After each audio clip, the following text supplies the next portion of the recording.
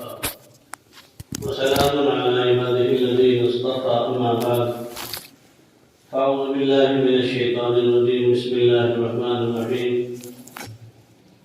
يا أيها الذين آمنوا اتقوا الله وكونوا مع الصادقين سبحان ربك رب العزة عما يصفون وسلام على المرسلين والحمد لله رب العالمين اللهم صل على سيدنا محمد وعلى آل سيدنا محمد وبارك وسلم اللهم صل على سيدنا محمد وعلى آل سيدنا محمد وبارك وسلم اللهم صل على سيدنا محمد وعلى آل سيدنا محمد وبارك وسلم بزرگان محترم، معزز علماء کرام، میرے عزیز ساتھیوں اور دینی بھائیوں،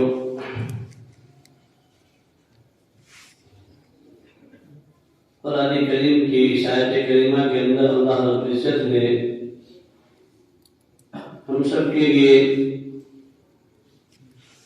ایک اہم چیز کی طرف اشارہ فرمایا ہے اور ہم سب کو متوجہ فرمایا ہے۔ اللہ رب العزت اس آیت کریمہ کے اندر ارشاد فرما رہے ہیں، اے ایمان والو اللہ سے ڈرو اور سچوں کے ساتھ رہو، سچوں کے ساتھ ہو جاؤ۔ اب لوگوں میں بعض مرتبہ ذہنی اشکال یہ ہوتا ہے کہ سچے کون ہیں، سچے کون ہیں اور کیا سچے اب ہیں یا نہیں ہیں؟ تو اگر آپ سچوں کا انکار کرتے ہیں تو گویا کہ قرآن کی اس آیت کا انکار ہے۔ کیوں؟ اگر سچے نہ ہوتے تو اللہ اس آیت کو نازل ہی نہ کرتے، بیان ہی نہ فرماتے۔ اور سچے کب تک رہیں گے، نیک بندے کب تک رہیں گے؟ جب تک یہ دنیا ہے، دنیا باقی رہے گی، قرآن باقی رہے گا تو اللہ کے نیک بندے بھی باقی رہیں گے، ہے نا؟ اور اگر ہم اس کا انکار کرتے ہیں تو گویا کہ قرآن کی آیت کا انکار ہے اور اللہ پر اعتراض ہے۔ کس پر اعتراض ہے؟ اللہ پر اعتراض ہے کہ نعوذ باللہ اللہ تعالیٰ نے قرآن کی اس آیت کو غلط بیان کیا ہے، قرآن کی اس آیت کو غلط بیان کیا ہے اللہ رب العزت نے۔ اس لیے ہم سب کی ذمہ داری اور ہم سب کے لیے ضروری ہے کہ ہم سب کے سب اپنے اس قبلے کو درست کر لیں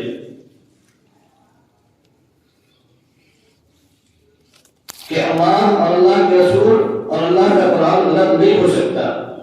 ہم غلط ہو سکتے ہیں، ہماری سوچ، ہماری عقل اور ہماری سمجھ یہ غلط ہو سکتی ہے، لیکن اللہ کا قرآن غلط نہیں ہو سکتا، اللہ کا فرمان غلط نہیں ہو سکتا۔ تو جب اللہ نے فرمایا یا ایھا الذین آمنوا اتقوا اللہ وکونوا مع الصادقین، کہ ایمان والو اللہ سے ڈرو اور سچوں کے ساتھ رہو۔ حضرت تھانوی فرماتے ہیں کہ سچوں کے ساتھ رہو سے کیا مراد ہے؟ سچوں کے ساتھ میں نپٹ جاؤ، سچوں کی جوتیوں میں بیٹھ جاؤ۔ جب تک تم سچے لوگوں کی جوتیوں میں، نیک لوگوں کی جوتیوں میں، اہل دل کی جوتیوں میں نہیں بیٹھو گے، تمہارے دل کی اصلاح نہیں ہوگی، تمہارے دل کی اصلاح نہیں ہوگی۔ آپ تاریخ کا مطالعہ کریں، ہجری کو پڑھیں، خیر القرون سے لے کر آج تک یہ چیز آپ کو یقیناً سمجھ میں آئے گی اور اس بات کا آپ کو اعتراف کرنا پڑے گا کہ جس کسی کو بھی اللہ رب العزت نے دیا ہے تو وہ اسی راستے سے دیا ہے اور اسی راستے سے ملا ہے۔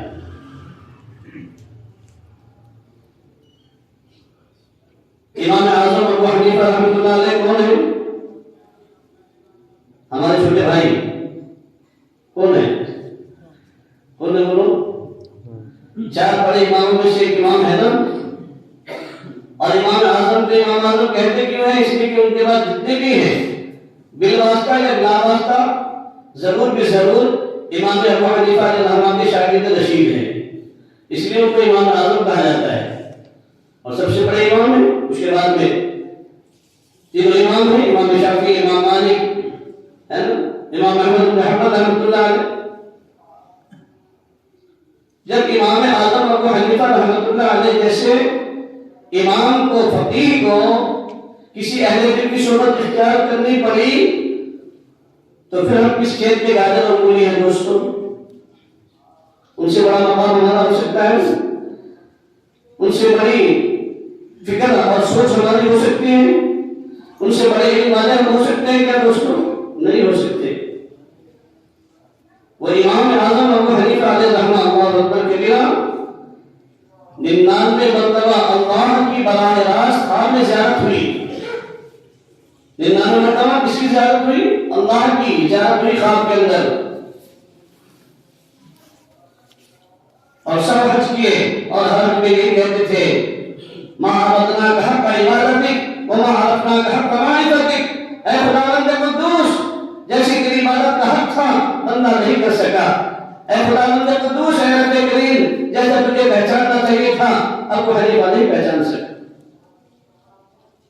بلا کعبہ کو پکڑ کر یہ فرمایا کرتے تھے۔ کیسا مقام ہوگا، کتنا بڑا مقام ہوگا دوستو ان امام ابو حنیفہ علیہ رحمہ کا۔ لیکن وہ بھی کس کی جوتیوں میں گئے ہیں؟ امام جعفر صادق رحمۃ اللہ علیہ کی جوتیوں میں گئے ہیں۔ اسلام سے کوئی انسان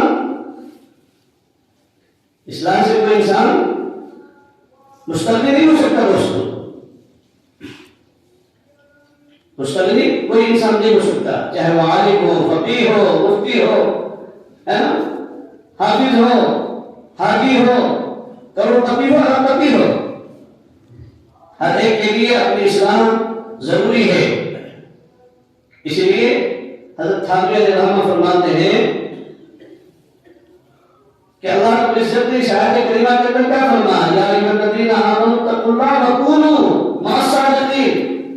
امر کا صیغہ ہے، ہر ایک انسان کے لیے فرض ہے اہل دین کی صحبت، ہر ایک انسان کے لیے فرض ہے، فرض۔ اور آج ہم سب کے سب اسی سے دور ہیں۔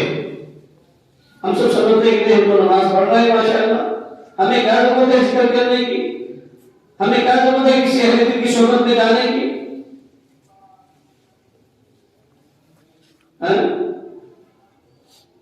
آپ تفصیل اٹھا کر دیکھیں، اس آیت کے ذکر میں سب کی تفصیل آپ کو یہی ملے گی۔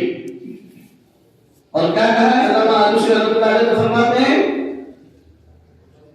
اہل دل کی صحبت میں کتنا نہ ہو، یا ایھا الذین آمنوا اتقوا اللہ وکونوا مع الصادقین، ایمان والو اللہ سے ڈرو اور سچوں کے ساتھ رہو، کتنا نہ ہو؟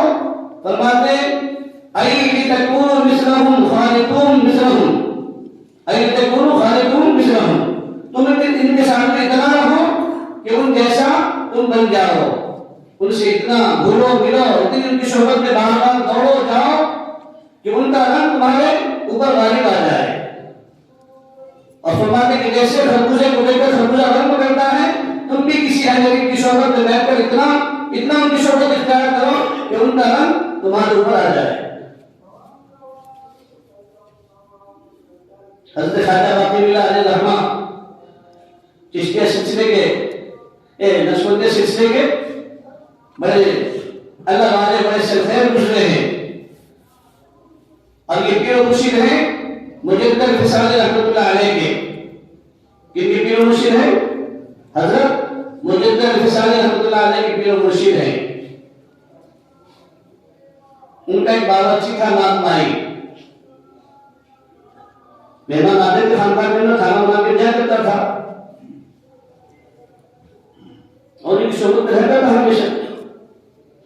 ایک مرتبہ رات کے وقت میں، ٹھنڈی کے زمانے کے اندر رات کے وقت میں مہمان آ گئے۔ اب حضرت پریشان تھے کہ اس وقت میں امام مالک کو بناؤں تو کیسے بناؤں، یہ غیرت کے خلاف ہے، لیکن یہ بھی سوچا کہ مہمان کو بھوکا سلانا یہ بھی انسانی اخلاق کے طریقے کے خلاف ہے۔ لیکن حضرت کا یہ سوچنا اور امام مالک کا وہاں پر حاضر ہو جانا، امام مالک باورچی خود بخود حاضر ہو گیا اور کہنے لگا حضرت آپ حکم کرو آپ جو کہیں گے انشاءاللہ بندہ تیار ہے، مہمانوں کو بھوکا سونے نہیں دیں گے، جو مہاجر ہوگا وہ کھلا دیں گے۔ حضرت نے پوچھا ابھی کھلاؤ گے وقت میں اتنے رات میں 2:30 بجے؟ کہا ضرور کھلائیں گے۔ سردی کا آدھا گلاس تھے اور دہلی کی سردی تو علامہ اور حفیظ، لیکن قربان جائیے کیسے وہ عاشق تھے اپنے شیخ کے، اور کیسے وہ خادم تھے، ہے نا؟ خادم میں خاص اور مخلص خادم، مخلص اچاری، مخلص جو ہے نا نام بھائی، اخلاص کے ساتھ میں وہ اپنے شیخ کی خدمت کیا کرتے تھے، آنے والے مہمانوں کی خدمت کیا کرتے تھے۔ تو اس وقت میں رات میں کھانا بنا کر کھلا دیا۔ اب حضرت بھی خوش ہو گئے اور خوشی میں جوش کے مارے حضرت نے فرمایا بتاؤ تم کیا مانگنا چاہتے ہو، آج جو تم مانگو گے وہ تمہاری مانگ پوری کی جائے گی۔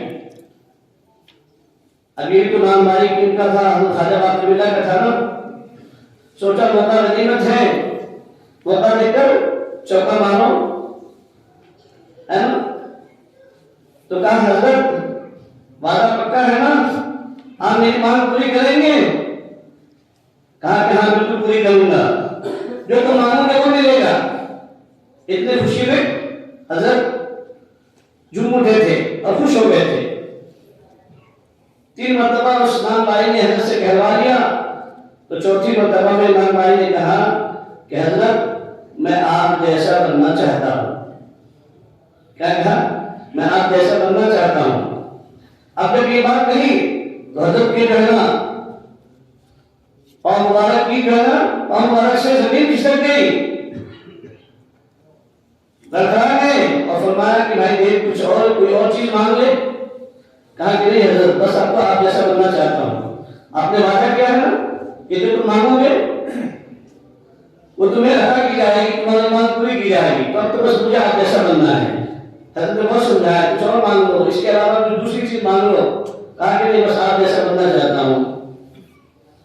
حضرت اپنے روم میں لے گئے اندر اور معاملہ کیا، سینے سے سینہ لگائے، جو حضرت خواجہ باقر اللہ علیہ الرحمہ کے سینے کے اندر تھا وہ تمام کا تمام اس باورچی کے سینے میں انڈیل دیا، ڈال دیا۔ اب جب اندر سے باہر آئے تو تمام مریدین تمام سالکین پریشان ہو گئے۔ اندر ایک باقر باللہ گئے تھے اور اندر سے باہر آنے کے بعد وہ باقر باللہ ہو گئے۔ شکل میں صورت میں کوئی بھی کہنا فرق نہیں رہا، وہی نورانیت، وہی کیفیات، وہی انوارات ان کے چہرے پر جو حضرت خواجہ باقر باللہ کے چہرے پر ہوا کرتا تھا۔ اندر سے جب آئے تو لوگ پریشان ہو گئے کہ حضرت خواجہ باقر باللہ سے کہیں کون سے، ان سے مشاورہ کیا جائے، ان سے کہ ان سے، ہے نا؟ لیکن چونکہ وہ حضرت نام بھائی حضرت خواجہ باقر باللہ رحمۃ اللہ علیہ کے آخر وہ نام بھائی تھے، وہ ان کیفیات کو، ان انوارات کو برداشت نہیں کر سکے، یہاں تک کہ 3 دن کے اندر ان کا انتقال ہو گیا، ہے نا؟ لیکن کیسے بن کر گئے؟ دوسرے باقر باللہ بن کر ہی گئے نا۔ اسی کو کہا ہے نا تیرے محبوب کی عالم شباہت لے کر آیا ہوں، حقیقت اس کو دور کرتے ہوئے صورت لے کر آیا ہوں۔ اللہ نے جب پوچھا ہوگا ارے بندے تو روٹی لگاتا تھا، مانمائی تھا، تو میرے باقر باللہ کی صورت میں کیسے آ گیا؟ تو کیا جواب دیا ہوگا اس باورچی نے؟ یہی تو کہا ہوگا ہے اللہ میں کچھ تو نہیں کر سکا، لیکن تیرے بندے کی خدمت کرتا تھا، ان کی صحبت میں رہتا تھا، بس ان جیسا بن کر آ گیا ہوں، ان کی صورت ان کی شکل لے کر آ گیا ہوں۔ اب تیرا دل چاہے معاف کر دے، تیرا دل چاہے جہنم میں بھیج دے۔ سمجھے دوستو، جب ایک جانور اچھے انسان کی صحبت سے اچھا بن سکتا ہے تو کیا انسان اگر اچھے انسان کی صحبت میں جائیں تو اچھے نہیں بنیں گے؟ ایک جانور جنتی بن سکتا ہے اچھے انسان کی صحبت سے دوستو، تو انسان جنتی نہیں بن سکتا۔ اصحاب کہف کا کتا کون تھا؟ جانور تو تھا نا کہ انسان تھا، لیکن چونکہ صحبت حاصل ہو گئی کس کی؟ اصحاب کہف کی، جو وہ اصحاب کہف جو چند نوجوان تھے جنہوں نے اپنے ایمان اور امانت کی خاطر جو ہے نا چھپ کر گھر میں چھپ گئے تھے، اور اس کی حفاظت کے لیے وہ کتا ان کے پیچھے پیچھے چل پڑا تھا، ان کی وہ حفاظت زندہ کرتا تھا۔ تو ان نوجوانوں کی صحبت ملنے کی وجہ سے حدیث مبارکہ کے اندر آتا ہے کہ اللہ رب العزت کتے کو قیامت کے میدان میں انسانی شکل دے کر کے اس جنت میں داخلہ فرمائیں گے.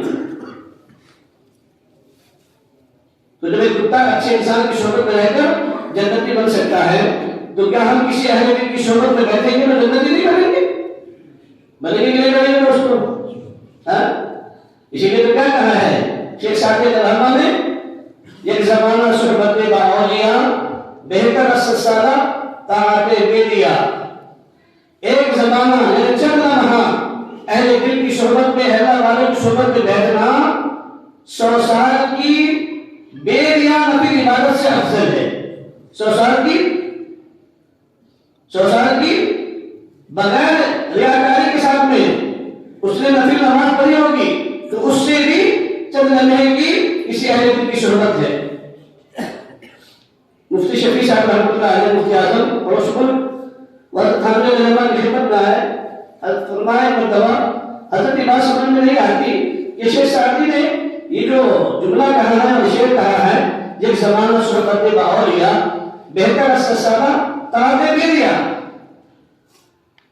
تو کیا 100 سال کی نفل بیدیا نفل عبادت سے افضل ہے اللہ والے کی صحبت میں حاضر ہونا؟ تو حضرت تھانوی نے کیا فرمایا؟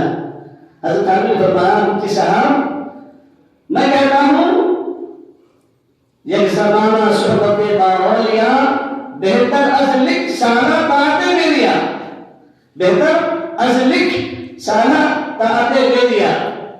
کیا مطلب؟ میں کہتا ہوں چند لمحے کی اہل دل کی صحبت 1 لاکھ کی نفل عبادت نفل عبادت جو بغیر ریاکاری کے ہو اس سے بھی افضل ہے. 1 لاکھ کی بیدیا نفل عبادت کی بیدیا عبادت سے بھی چند لمحے کی صحبت اہل دل کی یہ اس سے بہتر ہے. 1 لاکھ. تو مفتی شفیع صاحب رحمۃ اللہ علیہ فرمانے لگے حضرت کی تو 100 سال کی بات سمجھ میں نہیں آ رہی تھی اور آپ نے 1 لاکھ سال کی بات کہہ دی کہ 1 لاکھ سال کی نفل عبادت سے بہتر ہے اللہ والوں کی جنبیوں کی صحبت. تو فرمایا کہ دیکھو 100 سال کیا 1 لاکھ سال میں اگر تم نے عبادت کی ہے لیکن اس نفل عبادت کے اوپر اللہ کہ نبی نے کہیں کوئی گارنٹی نہیں دی جنت میں جانے کی، لیکن اللہ والوں کی صحبت کے بارے میں میرے آقا صلی اللہ علیہ وسلم نے فرمایا ہم لا یشقی جلیسہم اہل دل کی صحبت میں بیٹھنے والا بدبخت نہیں ہو سکتا. اللہ والوں کی صحبت میں بیٹھنے والا انسان بدنصیب نہیں ہو سکتا، بدبخت نہیں ہو سکتا، وہ بخشا جائے گا. تو جب آقا نے فرما دیا ہے تو جب حدیث کہہ رہی ہے اس لیے مجھے گارنٹی ہے کہ وہ 1 لاکھ نفل عبادت جو کہ بغیر ریاکاری کی گئی ہوگی اس نفل کے پڑھنے پر اللہ کی طرف سے تو کوئی گارنٹی نہیں ہے، لیکن ہاں اہل دل کی ایک زمانے کی چند لمحے کی صحبت پانے سے اور ان کی صحبت میں بیٹھنے سے اللہ کے نبی نے گارنٹی بھی ہے، ضمانت بھی ہے. اس لیے میں کہتا ہوں کہ یہ فرض عین ہے چند لمحے کی صحبت. چل گئے دوستو. حضرت شاہ عبد الغنی پھول پوری رحمۃ اللہ علیہ حضرت تھانوی کہتے ہوئے فرقہ میں تھے. ان سے کسی نے کہا کہ کسی اللہ والوں کی صحبت اختیار کرنے کو اتنا ضروری کیوں قرار دیا گیا ہے؟ کسی اللہ والوں کی صحبت میں جانا، کسی اہل کی صحبت میں جانا اس کو اتنا لازم کیوں قرار دیا گیا ہے؟ تو فرمایا بتاؤ بھائی تم صحابی بن سکتے ہو؟ تم اس وقت میں صحابی بن سکتے ہو؟ کہا کہ نہیں بن سکتا. تابعی بن سکتے ہو؟ کہا کہ نہیں بن سکتا. تبع تابعی بن سکتے ہو؟ نہیں بن سکتا. فرمایا جب تم صحابی نہیں بن سکتے، تابعی نہیں بن سکتے، تبع تابعی نہیں بن سکتے، کیوں نہیں بن سکتے؟ اس لیے کہ آپ صحابہ نہیں رہے، ہے نا، تابعی نہیں رہے، تبع تابعی نہیں رہے. تو جب نہ صحابی بن سکتے ہیں، نہ تابعی بن سکتے ہیں، نہ تبع تابعی بن سکتے ہیں بغیر ان کی صحبت کے، اس لیے کہ صحابی کب صحابی بنے ہیں؟ نبی علیہ السلام کی صحبت کی وجہ سے صحابی بنے ہیں. تابعی صحابہ کی صحبت میں رہے تو تابعین بنے، اور تبع تابعین کی صحبت میں رہے تو تبع تابعین بنے. تم اللہ والوں کی صحبت میں رہو گے تو تم اللہ بن جاؤ گے. سمجھ گئے نا دوستو؟ ہاں، اس لیے کہ بغیر صحبت کے انسان صحابی نہیں بن سکتا. صحبت ملی تو صحابی بنے، صحبت میسر ہوئی تو تابعی بنے، صحبت ملی تو تابعین بنے. بغیر صحبت کے انسان نہیں بن سکتا. اسی لیے امام راضی نے فرمایا ہے نا، علامہ بشیر رحمۃ اللہ علیہ نے فرمایا کیا ہی کہ تکون مثلہم ای تکون خالدون مثلہم، تم اپنے مشائخ کے پاس اہل اللہ کی صحبت میں، نیک لوگوں کی صحبت میں اتنا نہ ہو، اتنا ان کی صحبت اختیار کرو، اتنا ان کے پاس نہ جاؤ کہ ان کا عذاب تمہارے اوپر چڑھ جائے. ہمارے حضرت کی صاحب برکات فرماتے ہیں کہ دیکھو 3 چیزیں ہیں، ایک ہے رنگ فروش، ایک ہے رنگ ساز، اور ایک ہے رنگ ریز، ہے نا؟ رنگ فروش، رنگ ساز اور رنگ ریز. رنگ فروش کس کو کہتے ہیں؟ رنگ بیچنے والے کو. اور رنگ ساز کس کو کہتے ہیں؟ کس کو کہتے ہیں؟ رنگ ساز بنانے والے کو، ہے نا؟ اور رنگ ریز کہتے ہیں چلانے والے کو. تو یہ جو اللہ والے ہیں نا، علماء جو ہے یہ کیا ہے؟ رنگ فروش ہیں. اور کتابیں جو ہے نا یہ احادیث مبارکہ قرآن کریم یہ رنگ ہے. علماء رنگ فروش ہیں، اہل اللہ جو ہے نا یہ رنگ ریز ہے. یہ بندوں کو اس قرآن کے مطابق، احادیث مبارکہ کے مطابق کیا کر دیتے ہیں؟ ان اوصاف کو ان کی زندگیوں کے اندر متصف فرما دیتے ہیں، اس رنگ کو ان کی زندگیوں میں چڑھا دیتے ہیں. اس لیے کہا نا قرآن مقدس کے اندر کیا کہا ہے؟ صبغۃ اللہ ومن احسن من اللہ صبغہ، کہ اللہ کے رنگ سے بہتر کس کا رنگ ہو سکتا ہے دوستو؟ تو جب بندہ اہل کی صحبت میں ہوگا تو اللہ کا رنگ، اللہ والوں کا رنگ چڑھ جائے گا. تو یقیناً دوستو جہاں پر یہ اللہ والے ہوں گے انشاءاللہ ہمارا بہشت وہی تو ہوگا نا، ہمارا بہشت وہی تو ہوگا. تو امام جعفر، امام ابو حنیفہ رحمۃ اللہ علیہ کس کی صحبت میں؟ امام جعفر کی صحبت میں، ہے نا؟ ان کی خدمت میں گئے. امام جعفر کو نسبت کہاں سے ملی؟ امام جعفر کو کہاں سے ملی؟ محمد بن قاسم بن ابی بکر صدیق سے رضی اللہ تعالیٰ عنہ سے نسبت ملی. ان کو نسبت کہاں سے ملی؟ ان کو نسبت کہاں سے ملی دوستو؟ امام عبدالعزیز رحمۃ اللہ علیہ سے اس زمانے میں کسی نے پوچھا تھا کہ اس وقت میں آپ کے نزدیک کون سا انسان جو ہے بہتر ہے اور کس کو خلافت کا مستحق سمجھا جا سکتا ہے؟ تو انہوں نے فرمایا کہ محمد بن قاسم کو، ہے نا؟ اگر میرے اوپر یہ فیصلہ کر دیا جائے تو میں کہوں گا کہ محمد بن قاسم کو خلافت عطا کی جائے. کیوں؟ اس لیے کہ ان کو صحبت ملی ہے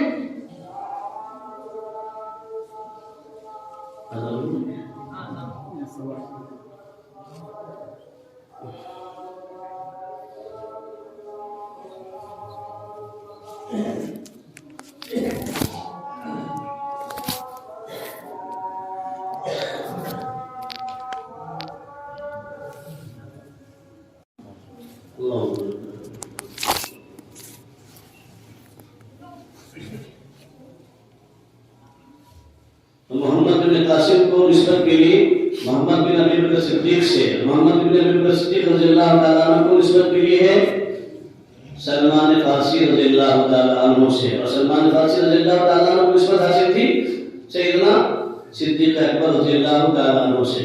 یہ سلسلہ یوں چلا ہوا یوں ہی نہیں آیا ہے دوستو، اس کی پوری باضابطہ جو ہے نا کڑی ہے اور اس کی باضابطہ تاریخ ہے. اور پھر سارے سلسلے چاہے وہ چشتیہ ہو، نقشبندیہ ہو، قادریہ ہو، سہروردیہ ہو، یہ تمام سلاسل جو ہے نا اللہ کے رسول صلی اللہ علیہ وسلم تک جا کے پہنچتی ہے نا. آپ اگر تاریخ کو اٹھا کر دیکھیں، ہم کے جتنے بھی اکابر امام ائمہ گزرے ہیں ہر ایک کسی نہ کسی اہل علم کی صحبت میں رہے ہیں. امام احمد بن حنبل یا امام ابو حنیفہ رحمۃ اللہ علیہ فرماتے ہیں اگر میری وہ آخری کے 2 سال زندگی کے 2 سال آخری کے اگر میں امام جعفر کی صدیق کی خدمت میں نہ جاتا، امام جعفر صادق رحمۃ اللہ علیہ کی خدمت میں نہ جاتا تو نعمان کو ہلاک ہو جاتا. کون کہہ رہے ہیں؟ اتنا بڑا امام، اتنا بڑا فقیر اپنے آپ کو کیا کہہ رہے ہیں؟ اگر مجھے امام جعفر کی صدیق، امام جعفر صادق رحمۃ اللہ علیہ کی صحبت حاصل نہ ہوتی اور ان کی خدمت میں نہ جاتا تو نعمان کو ہلاک ہو گیا ہوتا. تو جب اتنے بڑے امام اپنے بارے میں کہہ رہے دوستوں، تو ہمارا اور آپ کا کس میں شمار ہو سکتا ہے؟ امام احمد بن حنبل رحمۃ اللہ علیہ 4 اماموں سے بڑے امام ہیں نا، کیسی قربانی، اللہ اکبر کبیرہ، احادیث مبارکہ پڑھا رہے ہیں، ہے نا، اور بچھو چڑھ گیا نیچے سے، کتے میں جا کر کے 80 ڈنک مارا ہے، 80 ڈنک، لیکن جو کہ حدیث پڑھا رہے تھے تو حدیث کے ادب احترام میں ادھر سے ادھر نہیں ہوئے، پہلو میں نہیں بدلے، کیوں؟ اس لیے کہ اللہ کے رسول صلی اللہ علیہ وسلم کی حدیث مبارکہ پڑھا رہا ہوں، حدیث مبارکہ پڑھا رہا ہوں، تو حدیث کے ادب میں، اس کتاب کے ادب میں جو ہے نا، اپنے پہلو کو بھی نہیں بدلا، زانوں بھی نہیں بدلے۔ اتنا بڑا باادب امام، لیکن کس کی صحبت میں جا رہے ہیں؟ صوفی السرور کا غالب نام ہے ان کا، ان کی صحبت میں گئے، ہے نا، ان سے جا کے جو ہے نا اس تصوف کو حاصل کیا، اور پھر بشر ابن حافظ رحمۃ اللہ علیہ کی صحبت میں گئے۔ وہ کون؟ بشر ابن حافظ جو شرابی تھے، ہے نا، لیکن اللہ جس کو نوازنا چاہے دوستوں، وہ تو شرابی کو اٹھا کر ولیوں کا سردار بنا دے۔ ایک اللہ پسند آ گئی، شراب کے نشے میں جا رہے تھے، ایک کاغذ کو ہر جگہ تھا پڑا ہوا، احترام سے اٹھایا اور اس کے ہاتھ میں چوما، اللہ آنکھوں کو بوسہ دیا اور دیوار کے اوپر رکھ دیا۔ اللہ کو اللہ پسند آ گئی، راضی کو اللہ کی طرف سے ندا آ گئی کہ بشر ابن حافظ کو ولیوں کا سردار بنایا جاتا ہے۔ اور بشر ابن حافظ کے شاگرد رشید کون بنے؟ امام احمد بن حنبل رحمۃ اللہ علیہ، ان سے تصوف سیکھا اور ذکر سیکھا دوستوں، ان کے شیخ اور پیر بنے امام احمد بن حنبل رحمۃ اللہ علیہ کے دوسرے پیر۔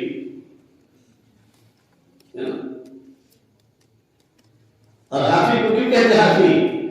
اس لیے کہ اللہ تبارک تعالیٰ نے اتنا بڑا مقام عطا فرمایا تھا کہ انہوں نے کبھی جو ہے نا اپنے قوم میں چپل نہیں پہنی، وہ کہا کرتے تھے کہ اللہ کا فرش ہے، اللہ کا فرش نہ اللہ نے کہا نا قرآن میں، تو کہا کہ اللہ کہے کہ میرا فرش ہے، تو پھر یہ بشر ابن حافظ کی کیا ضرورت کہ وہ اللہ کے فرش پر چپل پہننے چلے؟ تو جس راستے سے وہ چلتے تھے، گندگی ہوتی تھی، اللہ حکم دیتے تھے میرا بشر ابن حافظ آ رہا ہے، اس گندگی کو اپنے اندر سمجھ لیں۔ زمین پھٹ جاتی تھی، گندگی اندر چلی جاتی تھی دوستوں، اللہ زمین کو پاک کر دیتے تھے۔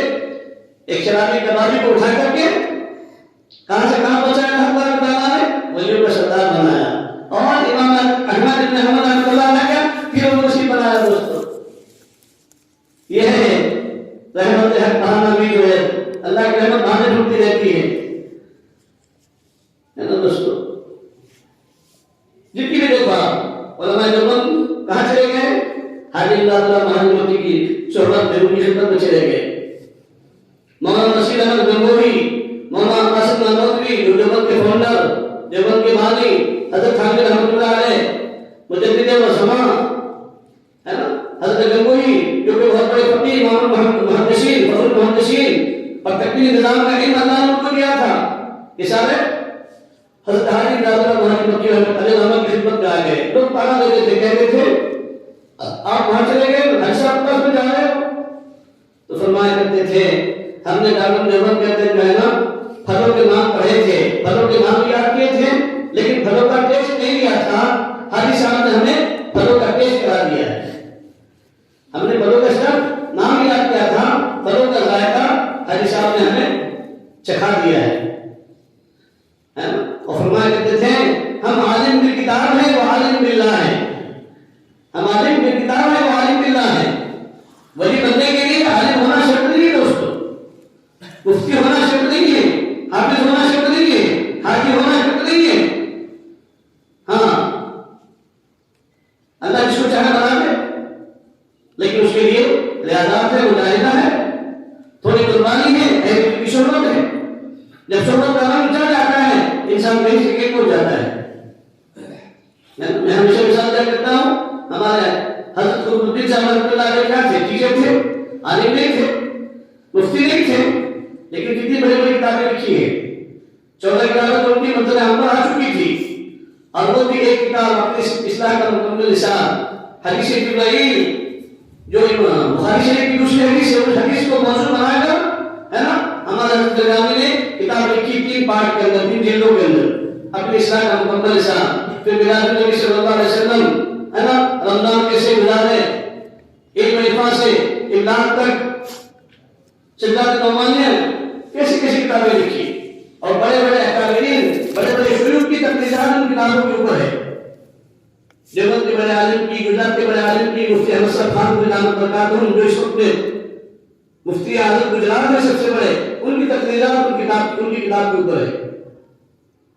اور خود مفتی احمد صاحب دامت برکاتہم نے ابھی لاک ڈاؤن میں اپنے خاتم کے ذریعے سے مجھے فون کرنے لگا ہے کہ مجھے حضرت برگامی رحمۃ اللہ علیہ کی تمام کتابیں چاہیے، پورا سیٹ جو 14 کتابوں کا ہے حضرت نے منگوایا ہے. میں نے کہا ٹھیک ہے انشاءاللہ کل تک جو ہے پرسوں تک پہنچ جائے گی. حضرت کے جو فرزند ہے بیگم کے اندر سے کہتا کر جو ہے نا کتابوں کا پورا سیٹ بھجوا دیں گے انشاءاللہ. انہوں نے فرمایا کہ خادم نے کہ حضرت جو ہے نا حضرت کتاب تلاش کر رہے تھے اپنی اصلاح کا مکمل حساب، اور یہ فرماتے ہیں مفتی احمد صاحب خان کو دامت برکاتہم کہ حضرت قطب الدین ملا رحمۃ اللہ علیہ نے سمندر کو کوزے میں بند کر دیا ہے، سمندر کو کوزے میں بند کر دیا ہے.